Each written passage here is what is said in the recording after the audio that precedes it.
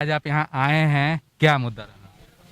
देखिए, हम लखनऊ में जी, और लखनऊ में 69,000 शिक्षक भर्ती में जो आरक्षण घोटाला हुआ है उसको लेकर आंदोलन चल रहा है। ठीक बात है। जो हकमारी भारतीय जनता पार्टी की सरकार में शिक्षा मंत्री द्वारा, मुख्यमंत्री द्वारा, अधिकारियों द्वारा की गई है, उसको लेके दलित और पिछड़े वर्ग के बच्चे जो है ना आंदोलन में है। जब वो शुरू में इस आंदोलन पे अपनी चर्चा कर रहे थे तब उनके पास रिपोर्ट नहीं थी, लेकिन पिछड़ा वर्ग आयोग की रिपोर्ट है जी बिल्कुल। जिसमें स्पष्ट कहा गया है कि घोटाला हुआ है। ये आयोग तो सरकार के द्वारा ही बनाया गया। बिल्कुल इन्हीं का आयोग है, सरकार भी इनकी, मंत्री भी इनके और आयोग भी इनका।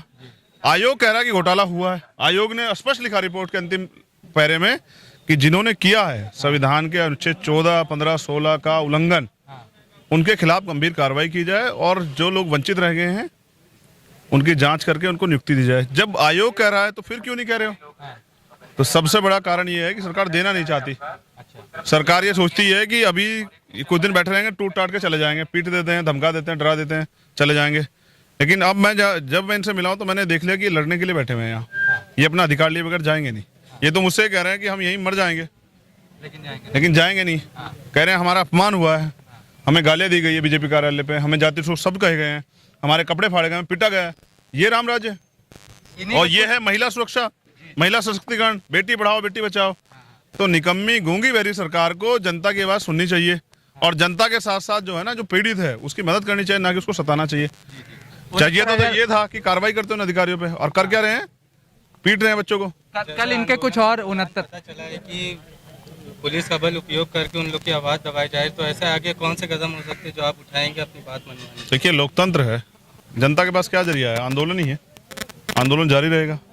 अब हम प्रयास करेंगे कि सरकार जो है ना ज्यादा जल्दी जो है ना इस मुद्दे पे सोचे और इनको न्याय सुनिश्चित करें। चंद्रशेखर भाई, कल 69,000 वाले जो और इनके साथी हैं वो टंकी पे भी चढ़े हुए हैं SCRT के पास। कल शिक्षा मंत्री ने साफ कह दिया है कि भाई हम भर्ती नहीं करेंगे चाहे कुछ भी हो जाए। क्या कहेंगे? मैं क्या कह रहा हूँ, ये ऐसी सरकार है जो युवाओं को टंकी पे चढ़ाती है और बात करते हैं कि ये जो है चांद पे भेजेंगे और चढ़ा देते हैं टंकी पे।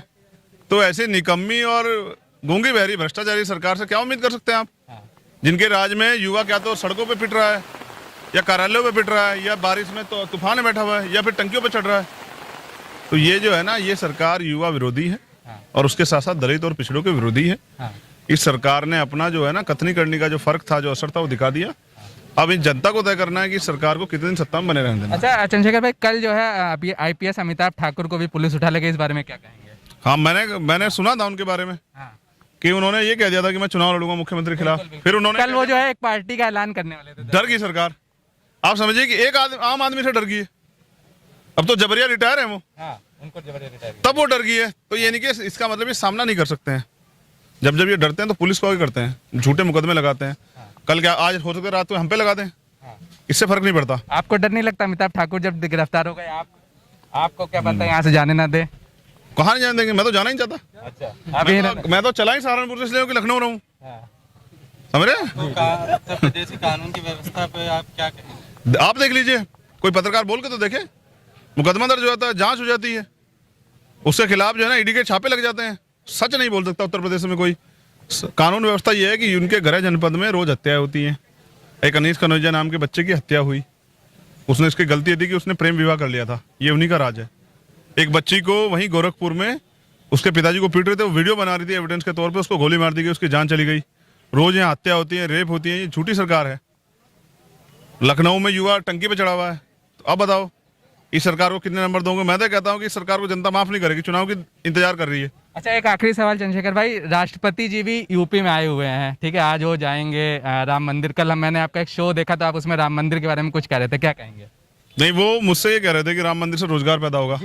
तो मैं समझ गया कि बीजेपी की पॉलिसी ये है कि सरकारी उपक्रम बेच दो, रोजगार जो है मंदिर देगा। लेकिन बाबा साहब अम्बेडकर हमें कह गए हैं कि आपका जो मुक्ति का द्वार है ना, वो मंदिर से नहीं खुलेगा, वो स्कूल से खुलेगा, कॉलेज से खुलेगा, यूनिवर्सिटी से खुलेगा। तो मैं तो उनकी बात को मानता हूँ। मंदिर मस्जिद से इस देश के युवाओं का भला नहीं हो सकता। धार्मिकता अपनी जगह ठीक है, आर्टिकल 25-26 की इजाजत देता है, लेकिन मैं पूछ रहा हूँ कि रोजगार कहाँ से दोगे, एजुकेशन कहाँ से दोगे, हेल्थ कहाँ से दोगे? उनका तो कहना था जब मंदिर खुलेंगे तो और इकोनॉमी बढ़ेगी, फूल वाले आएंगे। तो मैं कह रहा हूँ कि ये सारे सब चीजें बंद करके मंदिर ही खुलवा दो बस। अगर मंदिर से रोजगार आ रहा तो हर गली में एक मंदिर खुलवा दो। लेकिन मैं कह रहा हूँ दलित पिछड़े करेंगे क्या उसमें? घंटा बजाएंगे? तो दलित पिछड़ों को समझना चाहिए कि मंदिर ठीक है, आस्था ठीक है, लेकिन उनके वो आगे कैसे बढ़ेंगे? मंदिर दिखा के उनके आगे बढ़ने के रास्ते बंद किए जा रहे हैं। आरक्षण जो सबसे बड़ा हथियार है, उनका अधिकार है। रास्ता अच्छा निजीकरण पे जी निजीकरण पे क्या करेंगे निर्मला सीतारमण? यही तो कह रहा हूँ कि जो कुछ तो ऐसे छीन रहे हैं। देखो पहले भर्ती में क्या करते हैं ना, जब भर्ती पर पहले तो भर्तियां नहीं करा रहे, फिर जो भर्ती कराते हैं उसका पेपर लीक करा लेते हैं, अपने लोगों को पेपर मार देते हैं कि आओ भाई। जो और कुछ बच जाता है तो उसमें ऐसे घोटाले करते हैं जैसे ये हुआ। 4 महीने से आ जाता है दलित पिछड़ा, उसको ऐसे निकालते हैं। और जो अब बच गया है उसको जो सरकारी नौकरियों में है, अपने बच्चों को अच्छी सुविधा दे रहा है, पढ़ा रहा है, उनको अब प्राइवेट करके सारे सिस्टम को उनको वहां से निकालेंगे।